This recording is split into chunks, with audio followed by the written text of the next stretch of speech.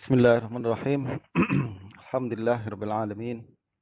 Salatu wassalamu ala sayyidina maulana Muhammadin wa ala alihi wa sahbihi ajma'in. Rabbin fa'na bima 'allamtana wa 'allimna ma yanfa'una warzuqna 'ilman yuqarribuna ilaika ya rabbal alamin. Allahumma faqihna fid din wa 'allimna ta'wil waftah 'alaina futuhal 'arifina bika ya rabbal alamin.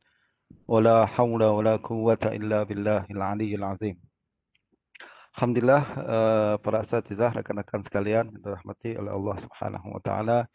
Berjumpa semula kita dalam bacaan kitab Al-Muntaqa Ibnul Jarud, dan kita masih lagi membincangkan berkenaan dengan sifat salat Nabi sallallahu alaihi wasallam. Tinggal beberapa hadis saja lagi.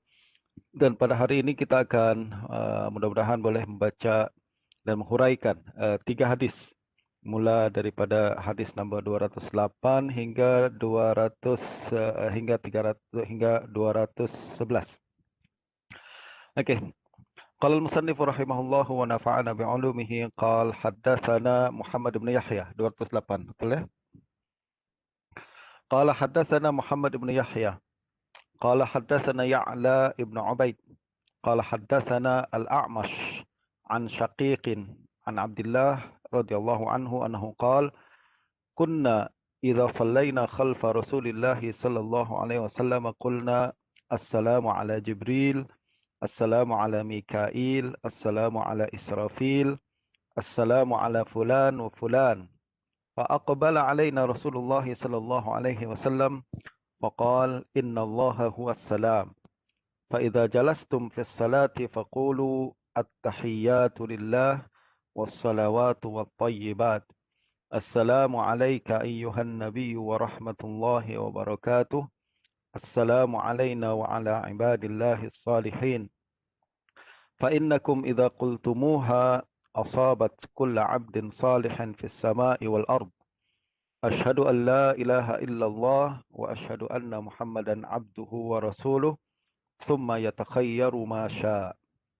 Hadis yang kedua, qala haddatsana Abdullah bin Hashim qala haddatsana Yahya bin Sa'id an Syu'bah qala haddatsani Al-Hakam an Ibn Abi Layla qala laqiyani Ka'b bin Ujrah radhiyallahu anhu faqala ala uhdi laka hadiyah aw ala uhaddithuk kharaja alaina Rasulullah sallallahu alaihi wasallam faqulna ya Rasulullah qad arafna aw qad alimna assalamu alaikum aw qala qad alimna assalamu alaik fakaifa as-salah qala faqulu Allahumma salli ala Muhammadin wa ala ali Muhammad kama sallaita ala ali Ibrahim innaka Hamidum Majid وبارك على محمد وعلى آل محمد كما باركت على آل إبراهيم إنك حميد مجيد.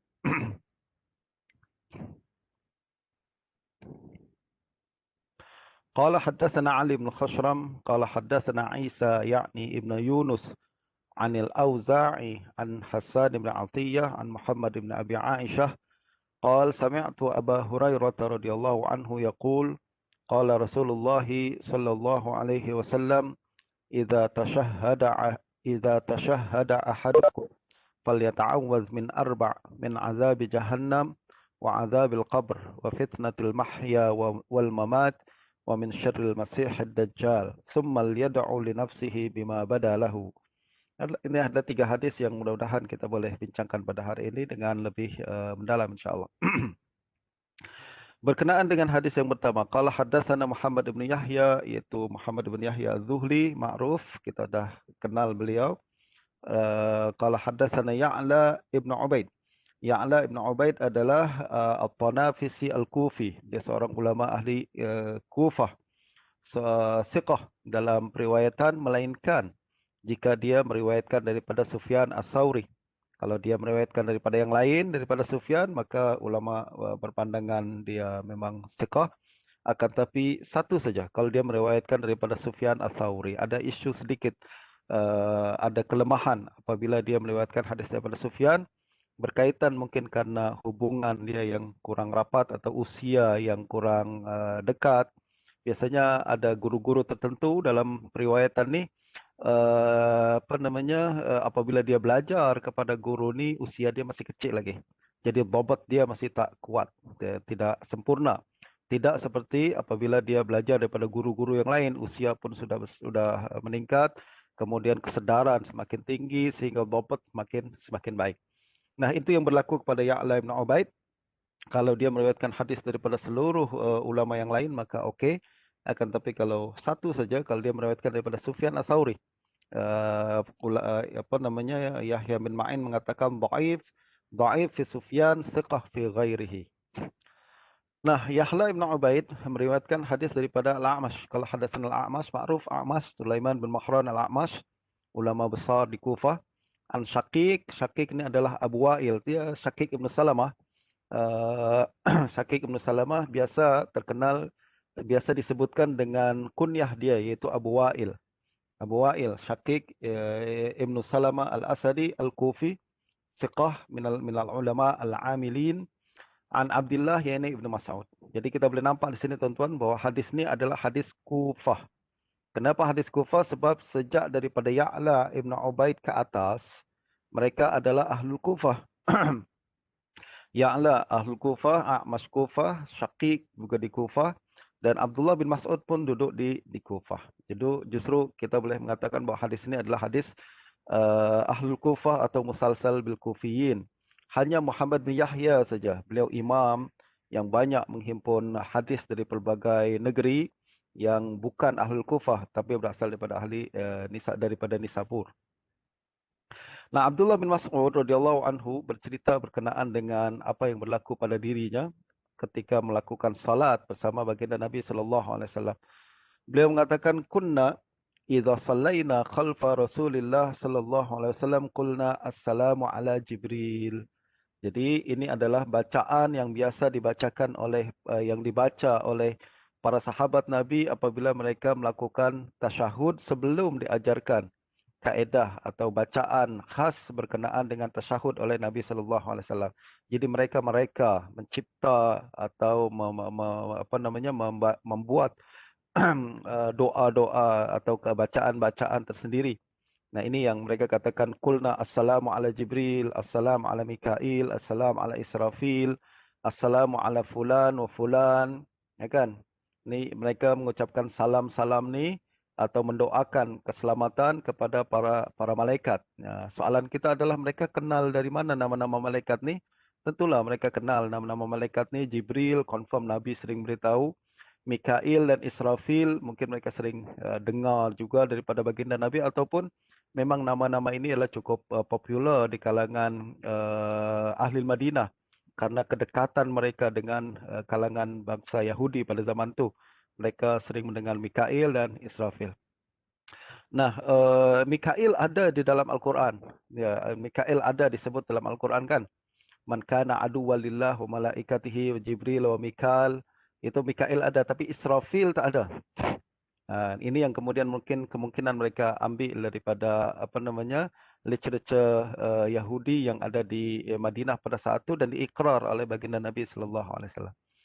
Juga mereka mengucapkan assalamu ala fulan wa fulan. Jadi mereka doakan juga di dalam tasyahud ni untuk orang-orang secara particular seperti ibu ayahnya dan lain sebagainya yang sudah meninggal atau kalangan-kalangan yang sudah meninggal dunia daripada kalangan kaum muslimin. Nah, faqbala alaina Rasulullah sallallahu alaihi wasallam, baginda kemudian menghadap kepada para sahabat dan mengajarkan tasyahud yang lebih jami', yang lebih sempurna. Ucapan yang lebih sempurna untuk mereka baca di dalam Al-Quran, dan ucapan ni dalam tasyahud, dan ucapan ni adalah ucapan yang meliputi apa yang biasa mereka baca dan lebih lagi. Jadi Nabi memang diberikan jawami'ul kalim dalam ucapan kan.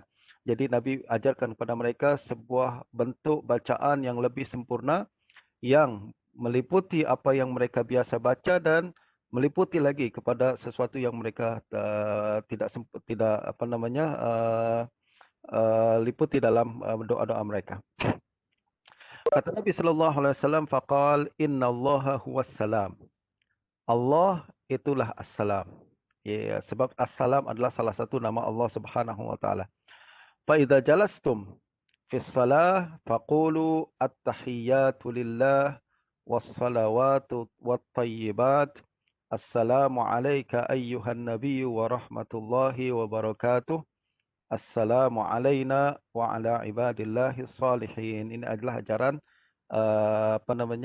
bacaan tasyahud yang diajarkan Nabi SAW. Nanti kita akan bincangkan bahwa lafaz tasyahud ini cukup banyak. Diriwayatkan oleh pelbagai sahabat Nabi, ada sedikit-sedikit perbezaan. Ada sedikit-sedikit perbezaan. Ini adalah tasyahud Abdullah bin Mas'ud. Nanti akan ada lagi tasyahud Abdullah bin Abbas. Ada lagi tasyahud Abdullah bin Umar. Dan banyak lagi tasyahud yang lain, ada sedikit perbezaan. Ada sedikit-sedikit perbezaan dalam lafaz, tapi secara umumnya sama. Secara umumnya adalah sama. Oke, kita lanjut dahulu. Tuan-tuan? Lalu Nabi SAW mengatakan, Assalamu alayna wa ala ibadillahi salihin. Assalamu alayna wa ala ibadillahi salihin. Kata Nabi, فَإِنَّكُمْ إِذَا قُلْتُمُوهَا أَصَابَتْ كُلَّ عَبْدٍ صَالِحٍ فِي السَّمَاءِ وَالْأَرْضِ. Jadi kata Nabi, kalau kita mengucapkan Assalamu alayna wa ala ibadillahi salihin, maka semua hamba Allah yang saleh, sama ada di langit ataupun di dunia, di bumi, akan mendapatkan sebagian daripada doa tersebut. Jadi kita mendoakan mereka, Assalamu alayna, keselamatan, kesempurnaan ke atas kami dan juga ke atas seluruh para hamba-hamba Allah yang saleh. Maknanya kita mendoakan kepada seluruh hamba Allah yang saleh yang ada, kata Nabi, akan meliputi doa ini akan dapat terkena kepada seluruh hamba yang saleh di langit dan di bumi. Nah, ada sedikit faedah daripada Imam Al-Qaffal berkenaan dengan perkara ini. Kalimat ucapan Nabi, فَإِنَّكُمْ إِذَا قُلْتُمُوهَا أَصَابَتْ كُلَّ عَبْدٍ صَالِحٍ فِي السَّمَاءِ وَالْأَرْضِ. Kata Al-Qaffal ini menunjukkan bahawa orang yang meninggalkan solat, kata dia, orang yang meninggalkan solat, maknanya dia telah melakukan perkara yang memudaratkan ramai hamba-hamba Allah di langit dan di bumi. Sebab apabila kita solat, lalu kita membaca tahiyat ni, tahiyat adalah satu kewajipan kan. Kita membaca tahiyat ni, maka doa kita meliputi, mendapat seluruh hamba-hamba yang ada di langit dan bumi. Hamba Allah yang soleh di langit dan bumi. Justru kalau orang meninggalkan solat, maknanya mereka telah mengurangkan sebagian daripada doa yang biasa diberikan kepada hamba-hamba yang soleh ini. Itu sebabnya Imam Al-Qaffal mengatakan ini menunjukkan bahawa orang yang meninggalkan salat dapat memudaratkan orang lain, bukan untuk diri dia sendiri saja. Bukan hanya untuk dia memudaratkan diri sendiri, tapi juga memudaratkan orang lain, hamba-hamba Allah yang lain. Sebab dia telah mengurangkan satu doa keselamatan yang sepatutnya diberikan kepada orang lain. Imam As-Subki dengan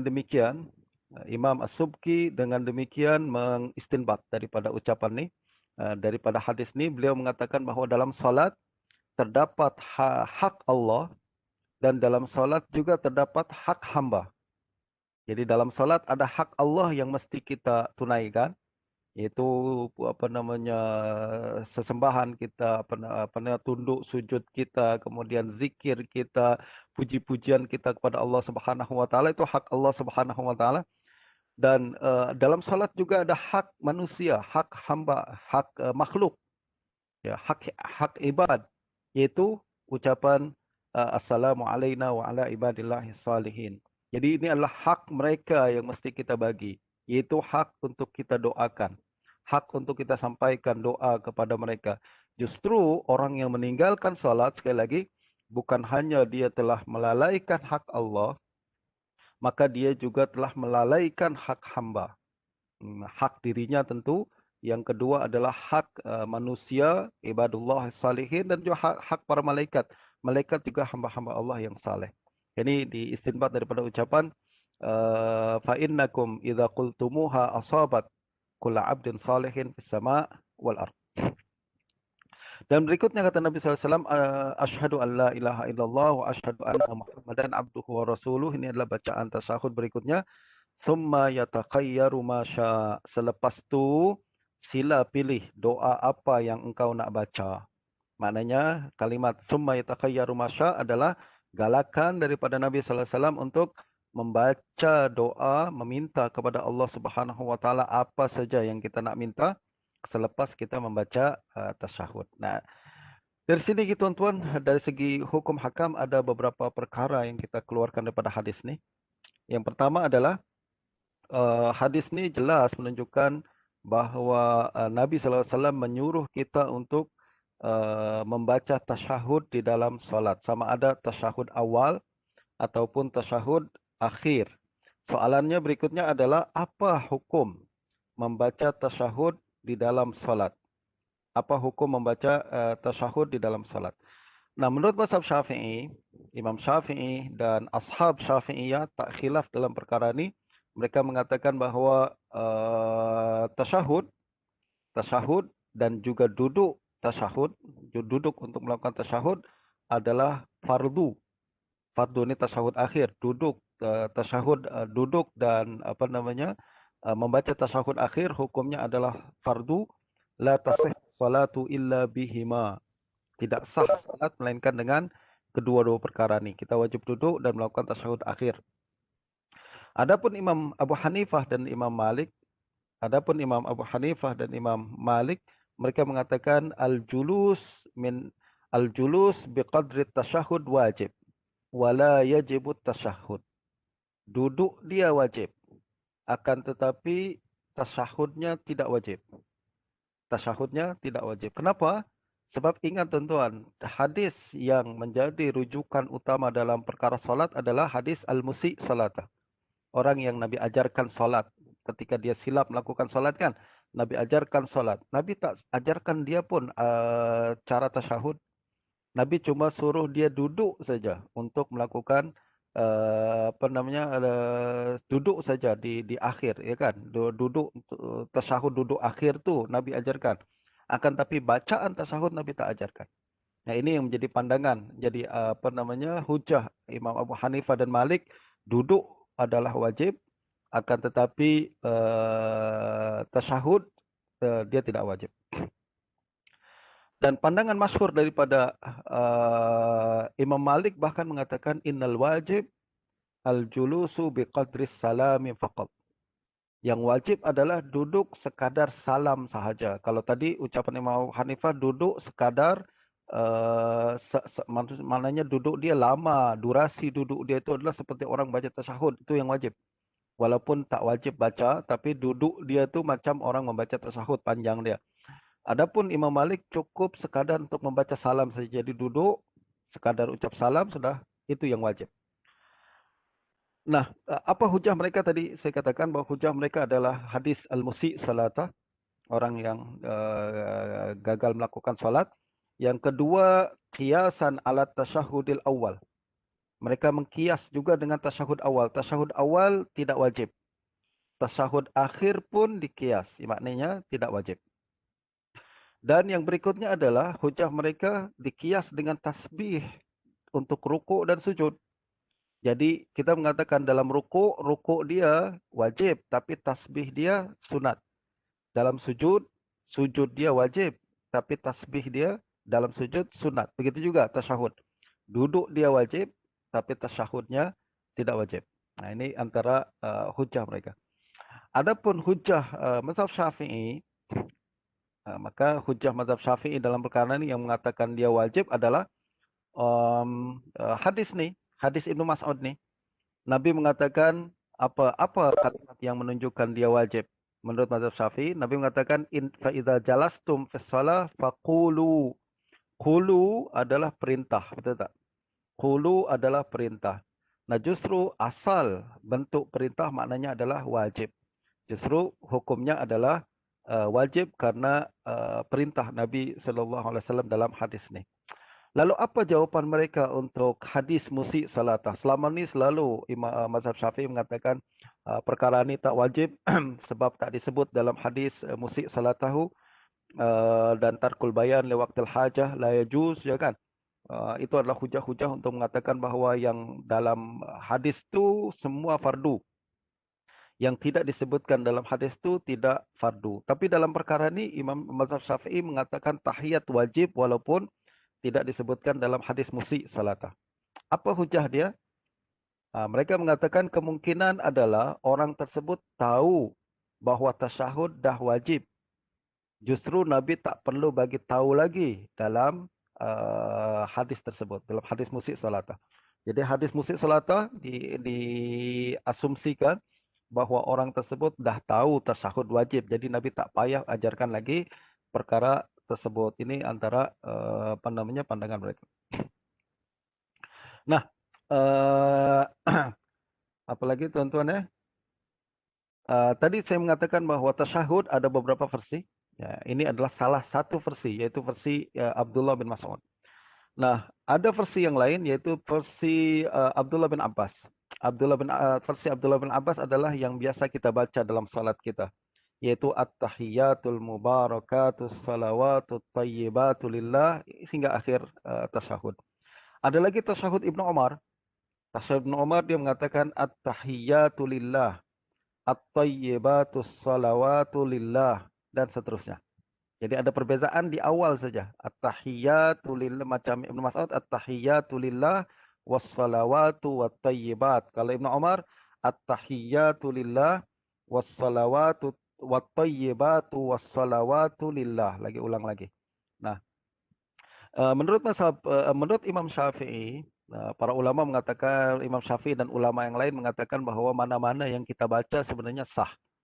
Kita nak pakai tahiyat Ibnu Mas'ud boleh, tahiyat Ibnu Umar boleh, tahiyat Ibnu Abbas pun boleh. Akan tetapi Imam Syafi'i mengatakan bahwa tahiyat yang paling baik adalah tahiyat Ibnu Abbas. Tahiyat yang paling baik adalah tahiyat Ibnu Abbas, bukan karena sanadnya lebih kuat, akan tapi kalimatnya lebih sempurna. Karena kalimatnya lebih sempurna. Dalam tahiyat Ibnu Abbas ada kalimat al-mubarakat, at-tahiyatul mubarakat. Dalam yang lain tak ada mubarakat. Ya kan, tengok Ibnu Mas'ud, at-tahiyatu lillah wassalawatu wattayyibat, tak ada mubarakat. Dalam Ibnu Umar juga tak ada mubarakat. Dia mengatakan at-tahiyatu lillah, at-tayyibatu wassalawatu lillah. Jadi tak ada kalimat al-mubarakat. Nah, tambahan kalimat dalam Ibnu Abbas ni maknanya versi Ibnu Abbas ni lebih sempurna, ada tambahan yang tidak disebutkan dalam versi-versi yang lain, dan tambahan tersebut juga tuan-tuan selari dengan Al-Quran. Al-Quran mengatakan tahiyatan min indillahi mubarakatan tayyibah. Betul tak? Jadi ada tahiyah mubarakah tayyibah. Kita masukkan dalam tasyahud menjadi at-tahiyatul mubarakatut tayyibatu lillah. Jadi selari dengan Al-Quran. Ini adalah ke preference Imam Syafi'i dalam perkara ini. Yang berikutnya lagi, kenapa tahiyat Ibnu Abbas lebih disukai oleh Imam Syafi'i? Karena Ibnu Abbas adalah sahabat kecil, dan dia antara sahabat yang paling last pindah ke Madinah. Jadi selama hidup Ibnu Abbas, beliau duduk di Mekah sebenarnya bersama ayahnya Abbas, dan baru berpindah ke Madinah pada masa-masa akhir. Yaitu selepas Fathu Makkah. Jadi pindah ke Madinah, lalu duduk bersama Nabi, kemudian mengambil hadis daripada Nabi secara langsung. Nah, tahiyat yang diajarkan Nabi kepada Ibnu Abbas diajarkan direct oleh Nabi kepada Ibnu Abbas. Bahkan Ibnu Abbas mengatakan Nabi mengajarkan tahiyat kama yu'allimuna surah minal Quran. Nabi ajarkan seperti mana Nabi ajarkan surah dalam Al-Quran. Jadi lafaz tu betul-betul dijaga oleh Nabi SAW. Nah,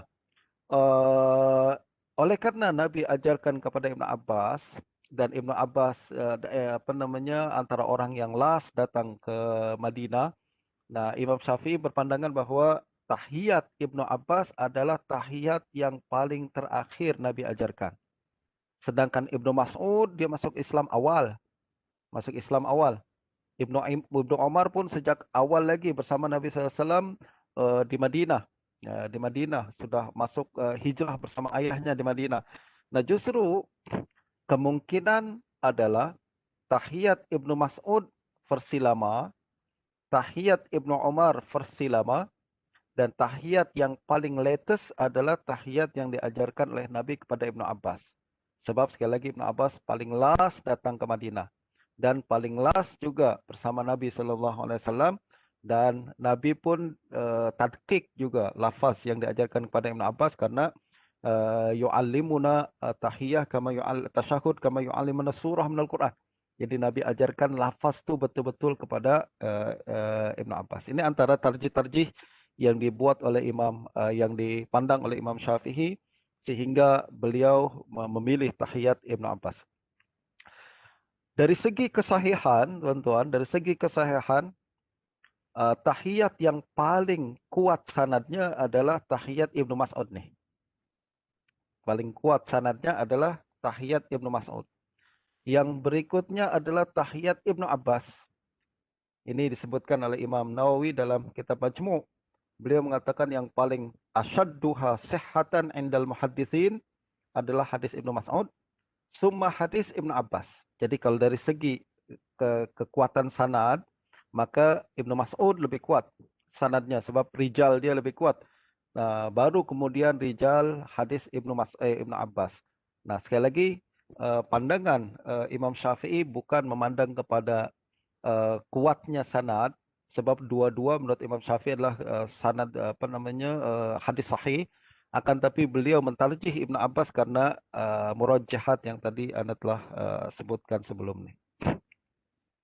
Nah, kalau Imam Syafi'i memilih tasyahud Ibnu Abbas yang lebih afdal, Imam Abu Hanifah, Imam As-Sawri, Imam Ahmad, Abu Saur, murid Imam Syafi'i, memilih tasyahud Ibnu Mas'ud. Nah, ini Ibnu Mas'ud yang tadi kita sebutkan. Dan Ibnu Jarud juga nampak macam beliau memilih tasyahud Ibnu Mas'ud. Ya. Jadi beliau menyebutkan hadis tasyahud Ibnu Mas'ud ini seolah-olah ini adalah ikhtiar Ibnu Jarud. Adapun Imam Malik memilih tasyahud Ibnu Umar. Sebab Ibnu Umar Ahlul Madinah. Jadi Imam Malik adalah fiqh Ahlul Madinah, jadi beliau memilih tasyahud Ibnu Umar sebagai tasyahud yang lebih afdal menurut Imam Malik. Ala kullin, kata Imam Syafi'i, mana-mana yang kita pilih, dan maka tasyahud kita sah. Ya, tak ada masalah berkenaan dengan kesahihan solat dari segi kesahihan. Imam Nawawi mengatakan dalam Majmu' Ajma'al Ulama 'alal israri bit tasyahhudain wa karahatil jahri bihima. Kata Imam Nawawi, ijma' ulama bahwa tasyahud mesti dibaca secara sir. Makruh dibaca secara jahar. Makruh dibaca secara jahar. Jadi ini adalah ijma' dalam membaca tasyahud. Selesai kita. Terakhir tuan-tuan, ucapan dari summa yatakhayyaru masya, ucapan Nabi SAW di akhir hadis. Summa yatakhayyaru masya, kemudian sila pilih mana-mana yang dikehendaki. Pilih apa? Pilih doa. Jadi kalau kita dah baca tasyahud, selepas tu sila pilih mana-mana doa yang kita kehendaki ingin kita baca dalam tasyahud tersebut. Selepas kalimat asyhadu an la ilaha illallah wa asyhadu anna Muhammadan abduhu wa rasuluh, banyak-banyak doa dalam tasyahud, pilih mana doa yang kita kehendaki. Soalan tuan-tuan, kalau Nabi mengatakan summa yatakhayyaru masya, selepas asyhadu anna Muhammadan abduhu wa rasuluh, apa hukum selawat? Kan kita lepas tu baca selawat kan? Asyhadu an la ilaha illallah wa asyhadu anna Muhammadan rasulullah, terus kita membaca selawat Allahumma salli ala Muhammad wa ala ali Muhammad, betul tak? Tapi kalimat summa yatakhayyaru masya menunjukkan macam selepas baca asyhadu anna Muhammadan abduhu wa rasuluh dah selesailah tasyahud. Nah, sekarang doa selepas tu. Nah, ini adalah pandangan setengah ulama. Bahkan sebenarnya tuan-tuan itulah pandangan jumhur ulama yang mengatakan selepas asyhadu anna Muhammadan abduhu wa rasuluh dah selesai tasyahud dan tak ada kewajipan membaca selawat. Jadi jumhur ulama berpandangan tak wajib membaca selawat. Imam Syafi'i saja yang berpandangan bahwa kita wajib membaca selawat selepas tasyahud. Nah, ini dalil Imam Syafi'i adalah hadis yang disebutkan oleh Imam Ibnu Jarud selepas ini. Nah, kita baca hadis dia, qala haddatsana Abdullah bin Hashim, kita sudah sebutkan sebelum ini. Qala haddatsana Yahya bin Sa'id, Yahya bin Sa'id Al-Qattan, Imam Al-Basrah. An Syu'bah, Imam. Qala haddatsani Al-Hakam, Hakam Ibnu Utaibah adalah seorang ulama ahli Kufah, minat tabi'in, juga imam faqih thiqah. An Ibni Abi Layla, Ibnu Abi Layla adalah Abdurrahman Ibnu Abi Layla, faqih ahli Kufah juga thiqah. Qala laqiyani Ka'ab bin Ujrah radhiyallahu anhu. Beliau mengatakan saya berjumpa dengan Ka'ab bin Ujrah, sahabat Nabi radhiyallahu anhu. Faqal ala uhdi laka hadiyah atau ala uhaddithuk. Ka'ab bin Ujrah mengatakan, nak tak saya bagi hadiah? Atau beliau mengatakan, ala uhaddithu, nak tak saya bagikan satu hadis daripada Nabi SAW. Kharaja alaina Rasulullah sallallahu alaihi wasallam. Satu hari Nabi SAW keluar kepada kami. Faqulna ya Rasulullah, qad arafna atau qal qad alimna assalamu alaik. Fa kaifa as-salah? Mereka mengatakan, para sahabat berkata, ya Rasulullah, kami sudah tahu bagaimana mengucapkan salam kepada baginda. Lalu bagaimana kami mesti melakukan selawat? Soalan tuan-tuan, apa kaitan perkara ni dengan solat ni? Nampak kalau lafaz ni kan, nampak lafaz umum saja. Iaitu kami sudah tahu mengucapkan salam, lalu bagaimana kami mengucapkan selawat. Jadi tak ada sebutan solat pun di sini. Itu yang pertama. Yang kedua, kenapa mereka bertanya berkenaan dengan kaifiat selawat? Sebab Allah Subhanahu wa taala sebut di dalam perintahkan dalam surah Al-Ahzab, ya ayyuhallazina amanu sallu alaihi wasallimu taslima. Allah suruh mengucapkan selawat kepada baginda Nabi dan mengucapkan salam. Betul tak? Mengucapkan salam. Sallu alaihi wasallimu, ucapkanlah salam kepada baginda Nabi sallallahu alaihi wasallam. Nah, para sahabat mengatakan qad alimna salam alaik. Kami sudah tahu bagaimana mengucapkan salam kepadamu. Apa yang mereka tahu berkenaan dengan salam ni? Apa yang mereka tahu? Minta maaf sekejap ya, tuan-tuan.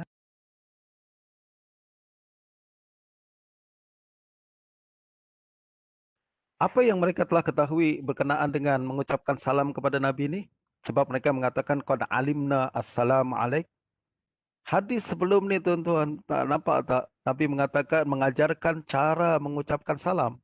Nabi mengajarkan cara mengucapkan salam iaitu Assalamu alayka ayyuhan nabi wa rahmatullahi wa barakatuh. Itu adalah salam yang Nabi ajarkan kepada para sahabat bagaimana mengucapkan salam. That's why para sahabat mengatakan qad alimna assalam alaik. Kami sudah tahu bagaimana mengucapkan salam kepadamu sebab Nabi ajarkan.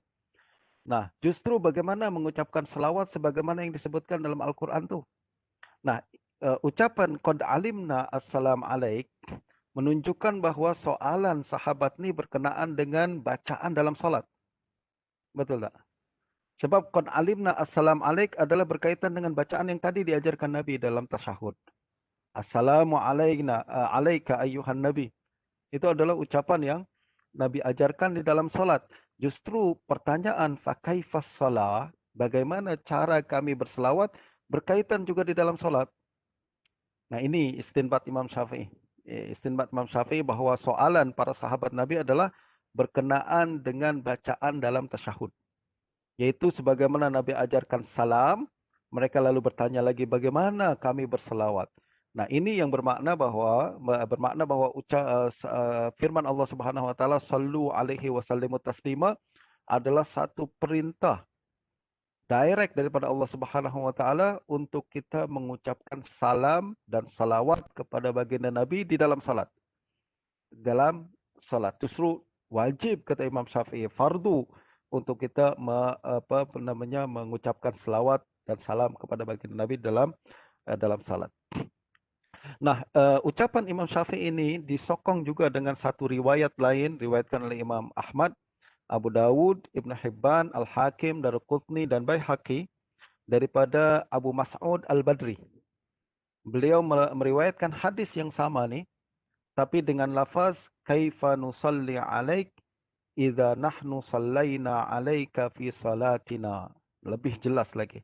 Kaifa nusalli alaik idza nahnu sallaina alaika fi salatina. Bagaimana kami mengucapkan selawat kepada engkau wahai baginda Nabi apabila kami berselawat di dalam salat. Jelas bahwa ucapan ini adalah ucapan dalam salat. Justru ini adalah istinbat kuat daripada Imam Syafi'i untuk mewajibkan selawat walaupun jumhur ulama daripada kalangan ahlul Kufah seperti Imam Abu Hanifah dan lain-lain ataupun Imam Malik dan ahlul Madinah dan lain-lain semua mengatakan selawat tidak wajib. Jadi Imam Syafi'i dalam perkara ini agak melawan arus dan teman-teman ya. Imam Syafi'i agak melawan arus berkenaan dengan mewajibkan bacaan selawat di dalam salat. Nah, apa namanya?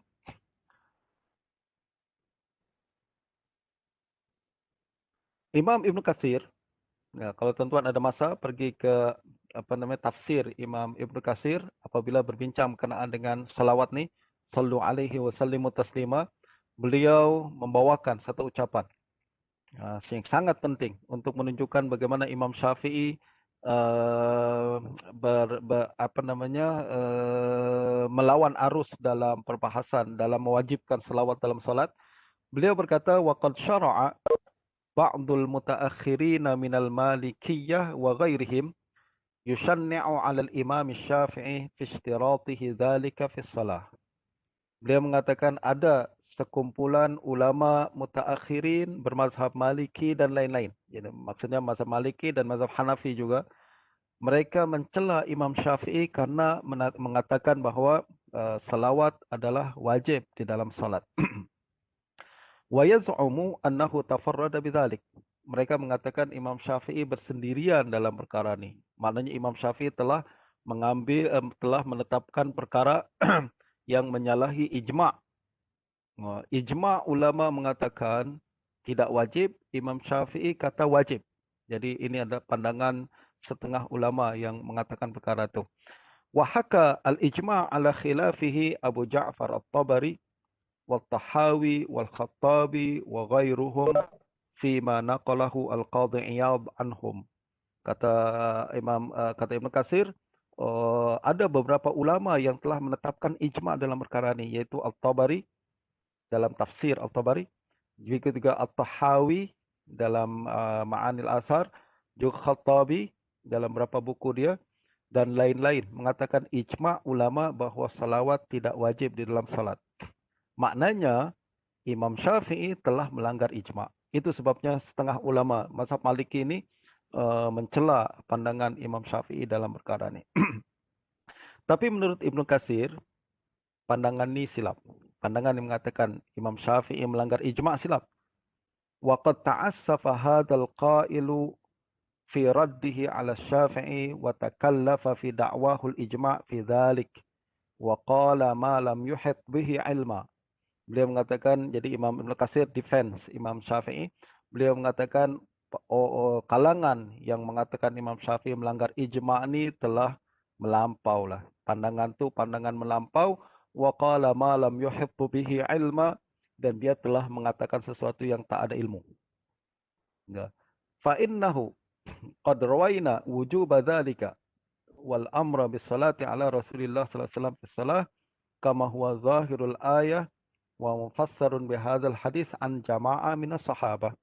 Kata Ibnu Katsir, yang betul adalah sekumpulan sahabat Nabi sendiri menetapkan perkara itu, bahwa ayat salawat, perintah melakukan salawat ditafsirkan dengan hadis yang kita bincangkan ini menunjukkan bahwa salawat tersebut adalah mesti dibaca di dalam solat.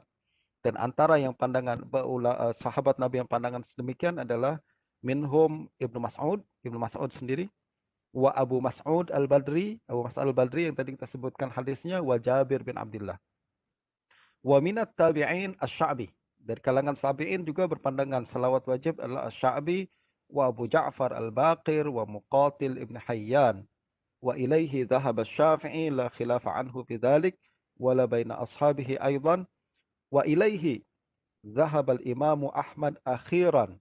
Jadi kata Ibnu Katsir, Imam Ahmad pandangan terakhir beliau pun berpandangan bahwa selawat adalah wajib, kama fima hakahu anhu Abu Zur'ah ad-Dimashqi, sebagaimana pandangan Abu Zur'ah ad-Dimashqi. Wa bihi qala Ishaq ibn Rahuya wal faqih al-Imam Muhammad bin Ibrahim al-Ma'ruf di Ibnu al-Mawwas al-Maliki rahimahumullah. Ini adalah pembelaan Ibnu Katsir berkenaan dengan pandangan Imam Syafi'i. Sebab Ibnu Katsir tentuan dia bermazhab Syafi'i juga. Beliau punya satu kitab Tabaqatus Syafi'iyyin, khas untuk menjelaskan biografi para ulama Syafi'iyah, dan beliau sendiri memang muyul, memang bukan muyul lah, kita boleh katakan bahwa memang mazhab beliau adalah mazhab Syafi'i dalam fiqh. Nah, apa perkara yang boleh kita ambil pelajaran daripada nukilan yang tadi disebutkan nih? Perkara penting yang mesti kita ketahui adalah tentuan sebesar apapun seorang mujtahid mutlak macam Imam Syafi'i, apabila dia melanggar ijma', maka pandangan beliau akan mendapat celaan hebat. Sebab ijma' ini bukan perkara ringan, ijma' adalah perkara berat. Tak ada orang yang boleh melanggar ijma' walaupun sehebat mana ilmu yang dia miliki. Nah, syaratnya adalah ijma' tersebut muhaqqaq, betul berlaku ijma', bukan setakat dakwaan ijma'. Bukan setakat dakwaan ijma'. Kalau setakat dakwaan ijma', maka boleh diruntuhkan dengan hujah seperti mana yang disebutkan oleh Imam Ibnu Katsir tadi. Jadi ada orang mendakwa ijma' dalam perkara ini, beliau katakan macam mana ijma'? Ada sahabat Nabi yang juga berpandangan seperti Imam Syafi'i dan lain sebagainya. Nah, ini satu perkara. Perkara yang lain adalah sehebat manapun ulama macam Imam Syafi'i, mujtahid mutlak sekalipun, pandangan beliau tak boleh membawa satu pandangan yang tidak ada sokongannya daripada salaf. Tak ada sokongan daripada salaf. Jadi tak boleh dia membawa satu pandangan yang tak ada salaf, ulama, tabi'in atau sahabat terdahulu yang berpandangan seperti itu. Sebab agama ini bukan agama ciptaan, rekaan, akal kita tentuannya, akan tapi dia mesti ada sokongan riwayat daripada ulama terdahulu. Nah, ini yang berlaku dalam pandangan Imam Syafi'i, dan kita boleh nampak betul bahawa ijtihad Imam Syafi'i ini sangat-sangat teliti. Beliau boleh ambil dari sebuah hadis yang tak nampak maudhi' syahid dan maudhi' istinbat oleh orang lain. Kalau orang lain melihat hadis ini adalah hadis yang umum saja, yaitu bagaimana membaca selawat kepada Nabi tanpa ada sebutan dalam solat. Tapi Imam Syafi'i kaitkan perkara ini dengan solat, dengan satu istinbat yang sangat-sangat dakik dan perlu kita teliti dengan pandangan yang sangat halus. Dan satu lagi hujah Imam Syafi'i adalah ucapan firman Allah Subhanahu wa taala, ya ayyuhallazina amanu shallu alaihi wasallimu taslima. Menurut Imam Syafi'i ini perintah Allah Subhanahu wa taala. Shallu dalam bentuk amr, perintah. Perintah asalnya bermakna wajib. Dan kita sepakat, kata Imam Syafi'i, bahawa selawat di luar solat tak wajib. Bagaimana kita melaksanakan perintah wajib tersebut? Tentulah di dalam solat. Nah, ini adalah satu hujah dia. Yaitu perintah selawat dalam Al-Quran berbentuk amr dan bermakna wajib. Nah, kalau di luar solat tak ada kewajiban untuk melakukan selawat, itu sebabnya kita mengatakan bahawa selawat mestilah wajib di dalam solat, dan bacaan tersebut adalah berada di tasyahud selepas kita mengucapkan mengucapkan tasyahud, ya, selepas mengucapkan tahiyat dilanjutkan dengan selawat. Okey, itu tuan-tuan berkenaan dengan hadis yang kedua. Saya tak huraikan apa makna dan bacaan tersebut. Bacaannya tuan-tuan boleh rujuk sendiri, ya. Hadis yang terakhir yang saya nak bawakan adalah qala haddatsana Ali bin Khashram qala haddatsana Isa yakni bin Yunus anil Auza'i. Ini ulama masyhur semua. An Hasan ibnu Atiyah. Hasan ibnu Atiyah adalah Abu Bakar ad-Dimashqi Siqah. Auza'i pun dari ahli Syam, meriwayatkan daripada Hasan bin Atiyah daripada Damsyik, dan beliau ulama siqah. Ada isu sedikit berkenaan dengan akidah qadariyah dia, tapi tidak menjejaskan penerimaan hadisnya. Dan beliau meriwayatkan daripada Muhammad ibnu Abi Aisyah. Muhammad ibnu Abi Aisyah, Abu Aisyah, nama dia adalah Abdurrahman. Dan Muhammad bin Abi Aisyah berasal daripada Madinah. Jadi hadis ni dari Syam ke Damsyik, Auza'i di Beirut, ke Hasan bin Atiyah di Damsyik, dan Muhammad bin Abi Aisyah di Madinah. Beliau siqah, walaupun kata Imam Abu Hatim laisa bil masyhur qalilul hadis. Hadisnya sangat sikit. Salah satunya adalah hadis ni, hanya satu-satunya hadis ni yang terdapat dalam Sahih Muslim, yang lain tak ada lagi hadis yang beliau riwayatkan.